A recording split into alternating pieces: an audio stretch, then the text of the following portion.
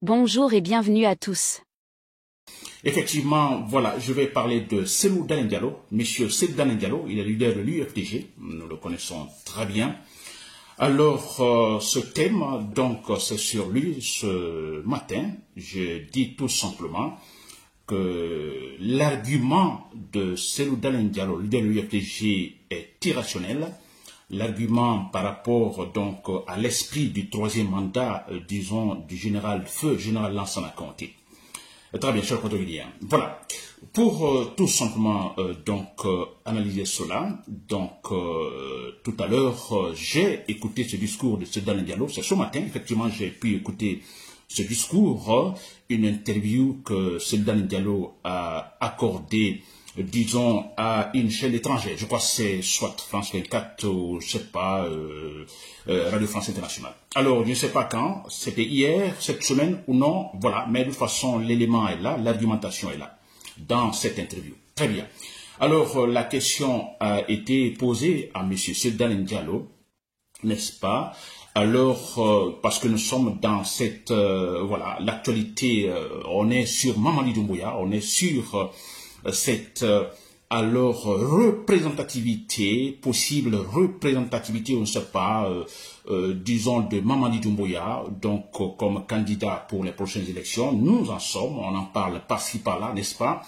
Alors on se dit même, voilà, ce sera l'une des grosses erreurs de la part de Mamadi Doumbouya. Donc en passant par le parjure, c'est gravissime, n'est-ce pas? J'espère que le monsieur va réfléchir, qu'il ne le fera pas. Très bien.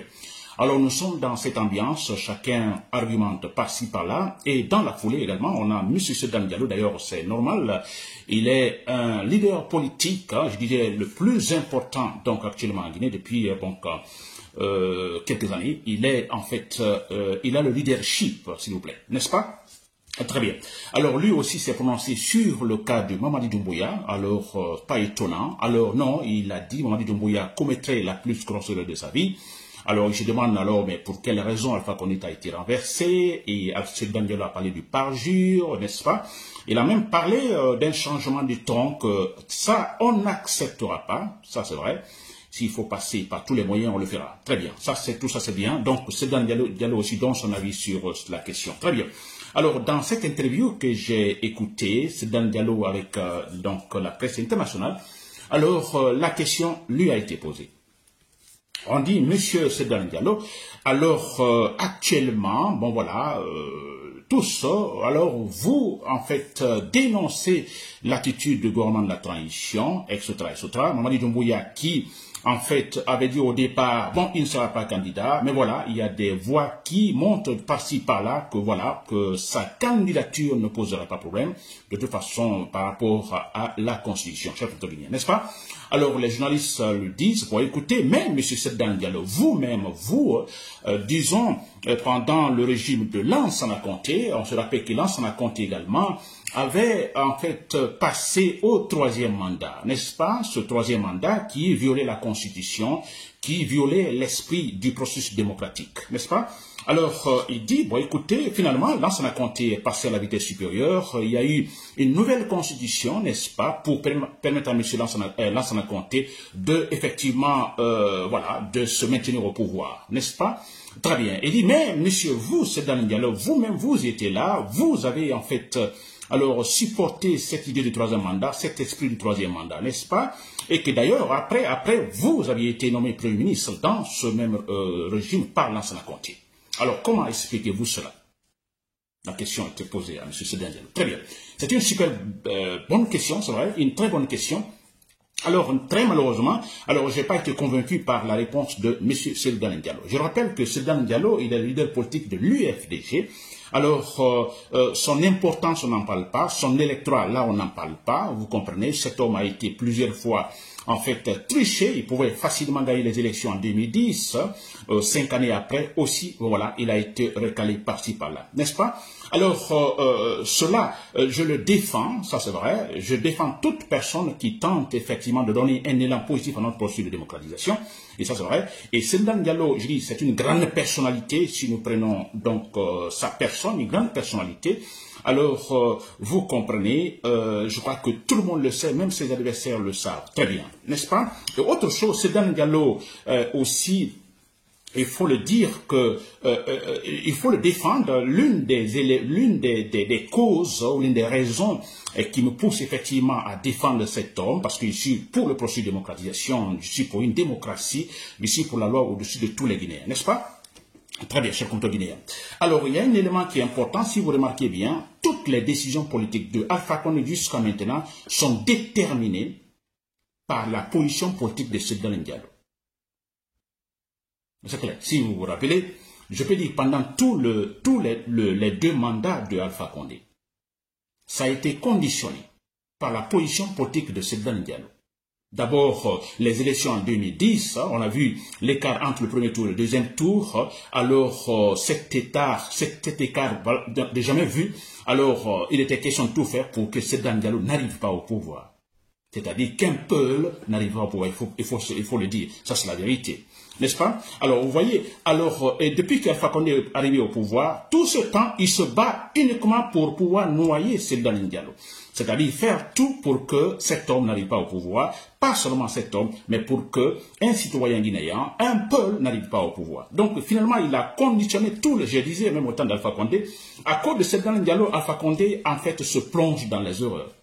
N'est-ce pas? Et Mamadi Doumbouya, maintenant, cette transition, je vous assure à 100%, si c'est un malinqué qui avait le leadership de Seydou Diallo après le 5 septembre 2021, la transition n'aurait pas pris autant de temps comme nous le voyons actuellement. C'est clair et net. Que vous le voyez ou non, mais c'est ça la vérité. Si c'était un peul, je vous le dis, si c'était un malinqué à la place de Seydou Diallo, qui a le leadership, disons, l'électorat si importantissime de Seydou Diallo, un malinqué qu'il avait, la transition de Doumbouya n'aurait pas dépassé une année. Ça, c'est clair et net, n'est-ce pas? Alors, ça, c'est pour vous dire combien de fois, alors, la personnalité de Seydou Diallo est d'une grande importance. Alors, je défends toujours cette personnalité dans le sens de l'objectivité, parce que nous nous battons pour que la loi soit au-dessus de tout le monde, n'est-ce pas? On ne politise pas l'ethnie, n'est-ce pas? Très bien, cher Guinéen. Je reviens sur cette réponse de Seydou Diallo, n'est-ce pas? Réponse, voilà. Alors que j'ai pas aimé, de toute façon, je suis pas d'accord, je suis sûr à 100%, non, que c'est, en fait, il s'est trompé, de toute façon, c'était pas ça, n'est-ce pas? Alors, Seydou Diallo répond, écoutez, voilà, c'est comme pour dire, bon, écoutez, j'ai défendu effectivement l'esprit du troisième mandat de Lansana Conté, j'ai effectivement supporté, vous voyez, cet esprit. Alors, mais Seydou Diallo ajoute, attention, mais le journaliste demande, mais écoutez, monsieur le président, alors vous avez supporté, il dit oui, mais le contexte est différent. Seydou Diallo dit, oui, mais écoutez, le contexte est différent. Là, je ne suis pas d'accord, je ne vais pas rentrer dans tous les détails, ce qu'il a dit, mais le fait de dire que le contexte est différent, donc comme le contexte est différent, alors il pouvait tout simplement supporter l'esprit du troisième mandat de Lansana Conté. N'est-ce pas? Alors, le contexte différent. Alors, ceux, par exemple, qui ont supporté le troisième mandat Alpha Condé, c'est un autre, en fait, contexte. Je me demande quelle est la différence entre ces contextes, monsieur Seydou Diallo. Je ne vois aucune différence, là. Le contexte Alpha Condé, le contexte Lansana Conté, je ne vois aucune différence. Il était question, là, de violer, effectivement, d'abord, les engagements pris devant, donc, le peuple de Guinée. En jurant sur la Bible, le Coran, en disant, je jure de respecter scrupuleusement, voilà, Lansana Conté a violé effectivement cette constitution. Il y a eu parjure de la part de Lansana Conté, n'est-ce pas, pour pouvoir se présenter, il a créé notre constitution pour se maintenir. Je ne vois pas le contexte, mais non, parce que Lansana Conté, ce n'est pas le plus indispensable. Il a son parti, le PIP. Alors, si son mandat, il a fait un mandat, 2 mandats, et c'est fini. Alors, vous trouvez, n'est-ce pas, vous trouvez une personnalité dans le parti PIP qui puisse effectivement prendre la relève en cas de remplacer Lansana Conté. N'est-ce pas? Tout ça pour être en conformité avec la loi. Mais non, on dit non, Lansana Conté, vous devez continuer. Alors, même si cela doit alors causer quelque chose, c'est-à-dire environ la loi suprême. Je ne vois pas le contexte, c'est Dalein Diallo. Aucun contexte. Je ne vois pas un contexte différent. Non. Lansana Conté l'a fait parce que tout simplement, il veut se maintenir au pouvoir. Et tous ceux qui l'ont supporté, c'est effectivement pour pouvoir se maintenir là au pouvoir. C'était tout. Il n'y a pas autre chose. C'était plus simple, comme je viens de le dire. Les mandats, les 2 mandats sont terminés, 10 ans au pouvoir dans Lansana Conté. Mais écoutez, vous trouvez quelqu'un d'autre. Il y en a plein dans le PIP. Il y a pas mal de personnalités. Un autre candidat, et puis voilà. Et ça pouvait, si Lansana Conté l'avait fait, je vous assure, on aurait eu de bonnes répercussions aujourd'hui. Sûrement, on n'aurait pas connu ni Dadis, on n'aurait pas connu, disons, peut-être Alpha Condé, mais on n'aurait pas connu Mamadi Doumbouya. Si Lansana Conté avait agi réellement en ce moment, comme il le fallait, en respectant la Constitution. N'est-ce pas? Très bien, mais parce qu'il l'a fait, Alpha Condé qui a tant défendu, en fait, qui a lutté contre le 3e mandat, qui a lutté contre les présidents qui s'éternisent au pouvoir, et pendant 40 ans, Alpha Condé l'a fait, mais quand Alpha Condé est arrivé au pouvoir, d'accord, alors, mais qu'est-ce qui l'a animé, qu'est-ce qui l'a motivé quelque part pour qu'il se comporte comme on l'a vu tout dernièrement, n'est-ce pas, qui s'est terminé de manière catastrophique, c'est parce que quelque part, il s'est dit, mais écoutez, je ne suis pas le seul, Lansana Conté l'a fait, pourquoi pas moi?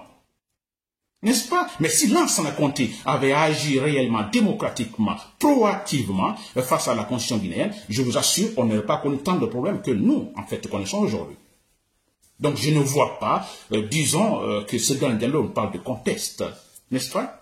Très bien, mais ce que moi je vais dire à Dalein Diallo, c'est pas un problème que, écoutez, qu'il a défendu Lansana Conté, il a supporté l'esprit de Lansana Conté, et que finalement, aujourd'hui, il est un leader politique qui se bat pour le processus démocratique. Je crois que c'est tout à fait normal. Il y a eu une transition de Sékouba Konaté, où tous les partis politiques étaient réunis, tous les Guinéens étaient réunis, finalement, pour relancer notre processus démocratique. Alors, je ne vois pas que quelqu'un qui a défendu Lansana Conté ne soit pas capable de créer un parti politique et pourquoi pas devenir président. Je ne vois pas le problème. Et parce que, regardez, si il faut appliquer ce principe, non, vous avez supporté tel régime, donc vous ne devez pas être représentatif. Non, c'est pas vrai. Donc on prend le régime de Sékou Touré.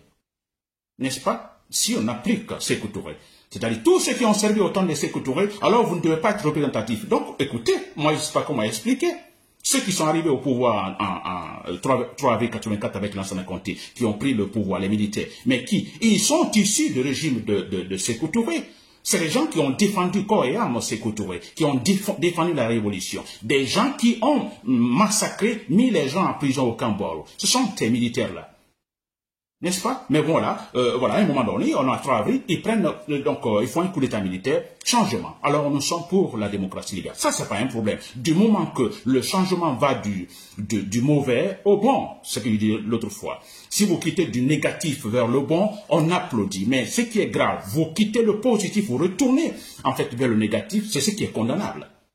On ne peut pas condamner Lansana Conté qu'il a supporté, il a été un homme, disons, je dirais, un homme comment on appelle ça, de confiance de Sékou Touré. Il l'a défendu, carrément, vous comprenez? Mais après, il a fait un coup d'état militaire. On ne va pas dire, non, mais Lansana Conté, vous étiez l'homme de confiance de Sékou Touré, non, vous ne pouvez pas être. Non, on ne peut pas le dire. Du moment qu'il Lansana Conté, il y a un progrès, un changement dans l'esprit. C'est-à-dire, nous abandonnons la dictature, nous allons maintenant vers la démocratie avec les structures politiques, la structure libérale et économique. N'est-ce pas? Voilà. Donc, c'est Dalein Diallo, c'est dans le même contexte.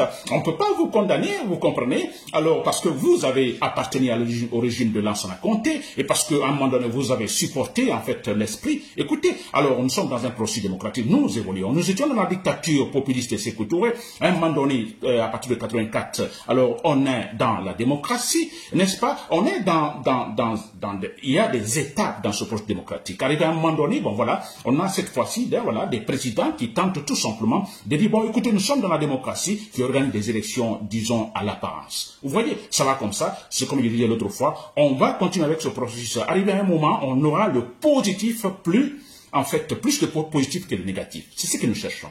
Le parfait, non, mais que le positif domine le négatif. N'est-ce pas? Je donne l'exemple sur Lansana Conté. Je peux prendre aussi au pays de l'Est, par exemple. En Russie. J'espère que vous, voilà, donc le son est bon. Très bien. Alors, je prends un exemple également en Russie. vous vous rappelez le bloc socialiste, donc l'Union soviétique, en ce moment composé en fait des pays de l'Est, la Russie, avant la Yougoslavie, la Roumanie, Bulgarie, Hongrie, hein, même, je ne sais pas, voilà, tous ces pays qui sont aujourd'hui désintégrés. Très bien. Alors, vous voyez, alors là aussi, si je prends le cas, par exemple, de la Russie, n'est-ce pas, dans les années 90, il y a eu l'éclatement de l'Union soviétique, n'est-ce pas? Mais avant cela, il y a eu un comportement politique, disons, de grande importance de Gorbatchev. Gorbatchev qui était en ce moment à la tête de l'Union soviétique. N'est-ce pas? Gorbatchev avait compris que, écoutez, disons, la doctrine socialiste ne pouvait plus, effectivement, disons, satisfaire les besoins, disons, des habitants de l'Union. N'est-ce pas? Alors, la population augmentait, mais aussi, comme je l'ai dit l'autre fois, l'entourage, tous les pays environnants, en fait, étaient déjà dans l'ambiance libérale, vous comprenez. Alors, c'était pas facile pour, disons, la population, disons, de l'Union soviétique. Alors, voilà, c'était pas possible donc de supporter. Donc il y avait l'envie de progresser, l'envie, vous comprenez, d'être libre. Alors Gorbatchev, il a compris, il a introduit certains concepts politiques, on appelle ici glasnost, perestroïka. Il était question par exemple de faire des réformes politiques, des réformes agraires, etc. etc. N'est-ce pas? Vous voyez, Gorbatchev maintenant qui, petit à petit, veut en fait l'ouverture vers la démocratie, vers l'esprit libre, vers l'entrepreneuriat libre et non collectif. Mais qui est Gorbatchev? Gorbatchev était, donc, c'était des hommes, hein, alors formés donc dans le socialisme, n'est-ce pas, dans le socialisme, je dirais, disons même de léninisme. N'est-ce pas? De stalinisme. Mais c'est les élèves de cette école, vous comprenez? Alors, ce n'est pas pour rien, il est devenu président de l'Union soviétique, c'est parce qu'effectivement, il est un des fils de cette doctrine socialiste, disons, en Russie. Mais voilà, c'est le même homme qui qui cherche à ouvrir la Russie donc au monde extérieur, donc vers la démocratie, qui se dit, bon écoutez, le bloc socialiste, non, écoutez, ce n'est plus pragmatique. On pouvait dire à Gorbatchev, mais écoutez, s'il vous plaît, c'est vous qui massacriez les gens dans les temps, etc. Comment voulez-vous maintenant nous parler de démocratie? Non, du moment que Gorbatchev, il va du négatif vers le positif. On accepte. Mais où est le problème? À part Gorbatchev aussi, il y a eu, quand il y a eu l'éclatement, on a eu par exemple celui qui était en ce moment président de la Russie, alors Boris Eltsine, on a vu Boris Eltsine, après un coup d'État, disons, d'un groupe de militaires qui a échoué. D'ailleurs, qui a fait échouer ce coup d'État, c'était Boris Eltsine, parce qu'ils étaient contre, ces militaires étaient contre, alors la position politique de Gorbatchev, le changement, disons, de Gorbatchev, n'est-ce pas? Alors, il y a eu ce coup d'État, mais que Boris Eltsine lui-même, alors, a pu effectivement avorter ce coup d'État militaire. Il s'est imposé, et là, c'est en ce moment d'ailleurs que, voilà, la Russie, l'Union soviétique s'est en fait totalement éclatée. Mais Boris Eltsine, quand il est arrivé, il suivait finalement le processus démocratique, il ne suivait pas ce processus, alors, politique disons, comme ça a été au départ, le léninisme, par exemple, le socialisme. Non! N'est-ce pas, Boris, même si on ne dit pas que c'était purement démocratique à 100%, la transparence, tout ça, mais déjà il y a l'ouverture de Boris Eltsine. Mais c'est clair, c'est Boris Eltsine qui a laissé le pouvoir, et il a pris Poutine, par exemple, pour être son premier ministre, et après il a laissé le pouvoir à Poutine. N'est-ce pas? Alors vous pouvez dire, vous voyez, Boris Eltsine, c'était des gens de l'Union soviétique, des gens qui défendaient l'idée, la doctrine léniniste et tout ça, mais voilà, qui s'ouvrent à la démocratie. On ne peut pas les condamner, M. Seyed Diallo. N'est-ce pas? Votre position n'est pas condamnable, s'il vous plaît. Du moment que vous partez, en fait, du négatif vers le positif. Mais c'est tout. Du moment que vous défendez maintenant la vérité, la réalité, le processus démocratique. N'est-ce pas? Il y a aussi Poutine. N'est-ce pas? Poutine aussi, voilà, un agent de KGB. N'est-ce pas? C'est encore un pur élément, comme de KGB. Les gens qui ont défendu aussi Coréam, donc la doctrine socialiste. N'est-ce pas? Et Poutine, il est arrivé au pouvoir. On ne dit pas que c'est parfait, n'est-ce pas? Poutine aujourd'hui, il est antidémocratique, c'est vrai. Mais vous vous rappelez, Poutine est arrivé quand même, il a l'ouverture, il a parlé de la démocratie, tout ça. Il a même essayé de respecter, en fait, certains principes, disons, de la constitution russe. Vous vous rappelez, à un moment donné, Poutine, son mandat a été fermé, il a terminé ses 2 mandats. Vous comprenez? Il s'est retiré. Il s'est retiré en présentant un autre candidat, son vice-président. N'est-ce pas?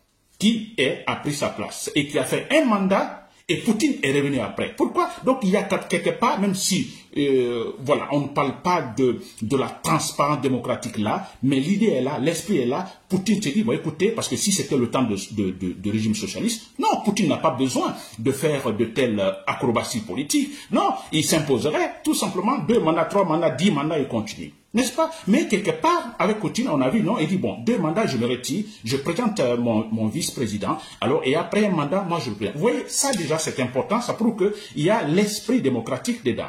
Même si Poutine, hein, aujourd'hui, c'est un dictateur. Vous comprenez? Donc, vous voyez, c'est Poutine hein, qui se comporte ainsi. Des gens qui ont défendu 100% l'idéal doctrine dictatoriale. On ne peut pas le condamner, on ne peut pas dire non, Poutine, c'est vous qui assassinez les gens. Non, non. Maintenant, vous voulez une ouverture démocratique. Non, s'il vous plaît, du moment que vous partez du négatif vers le positif. C'est ce qui compte. S'il vous plaît. N'est-ce pas? Alors, je prendrai le cas de Mamadi Doumbouya, n'est-ce pas? Mamadi Doumbouya, écoutez, l'exemple, c'est un exemple aussi frappant en Guinée. Mamadi Doumbouya, alors, qui est Mamadi Doumbouya? C'était les gens de Alpha Condé, n'est-ce pas? C'est les gens de Alpha Condé qui assassinaient, mais ce sont eux, les forces spéciales, ce sont ces gens-là qui assassinaient, qui donnaient une sorte de vigueur, je dirais, alors dictatorial, élan dictatorial à Alpha Condé. Ce sont ces militaires-là, ces policiers qui tuaient n'importe comment, n'est-ce pas? Mais qui a renversé Alpha Condé? Mamadi Doumbouya. Alors Mamadi Doumbouya, il est président de la transition. On aurait dit aussi, mais écoutez, non, écoutez, c'est la même chose, c'est vous qui confortiez Alpha Condé, c'est vous qui assassiniez pour Alpha Condé, tout ça. Alors vous êtes, non, du moment que là, malheureusement Mamadi Doumbouya n'est pas celui-là, mais du moment que Mamadi Doumbouya renverse Alpha Condé, dit, bon écoutez, c'était franchement de la pagaille, la Guinée était méconnaissable, l'ethnocentrisme à 100%, ça signifie quoi? Que Mamadi Doumbouya avait abandonné le négatif, on va vers le positif. N'est-ce pas? C'est-à-dire que, voilà, comme si on arrive à comprendre, on se dit, ah, on réfléchit beaucoup, ah, mais écoutez, ça ne peut pas aller comme ça. On va aller vers le positif. Voilà, l'ouverture. Vous voyez, donc ce n'est pas condamnable, M. Cellou Dalein Diallo, mais dire que les contextes sont différents, ça non, je ne partage pas votre idée, les contextes sont les mêmes, du moment que, en fait, tout simplement, on viole la Constitution, on viole, en fait, un serment, cher Guinéen. N'oubliez pas de vous abonner et d'activer la cloche de notification pour rester informé de nos prochaines vidéos.